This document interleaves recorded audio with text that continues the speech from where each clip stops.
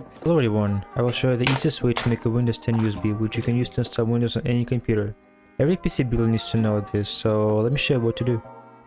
First of all, make sure you remove any important files from the drive because everything will be erased.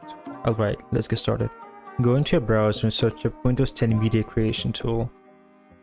Like this, and click on the first link. Now scroll down and see this link right here, click download now. Make sure they create Windows 10 installation media. And after it's done downloading, open it. Click accept, and wait again. Okay, now you have two options. Upgrade this PC now and create installation media. You need to choose the second one because we're going to create a USB stick, which it says right here, USB flash drive. Choose this one, click next. You can edit this if you want, but I'll keep it as is. English Windows 10 64-bit. Next. USB flash drive. It needs to be at least 8 gigs like I said in the beginning, I think. And next. Choose the correct drive.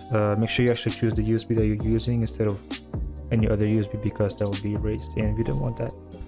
So I'm choosing this one. Next. Now we wait for it to install. It will probably take a while, maybe like 5 minutes, but that's okay. We'll wait. 5 minutes later. Okay, so it says your USB flash drive is ready, so we need to click finish. And I guess we're done. So let me show you what happens.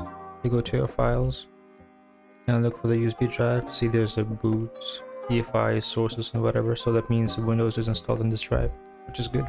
So now let me show you how to actually go into the drive when you're installing Windows. Turn off your computer, plug in your USB and then turn on the computer, and when it turns on, use penning the delete or the F2 button until you get into the BIOS setting. Make sure that your boot device is the USB that we were using, and then later it should turn on into Windows, and that's pretty much it.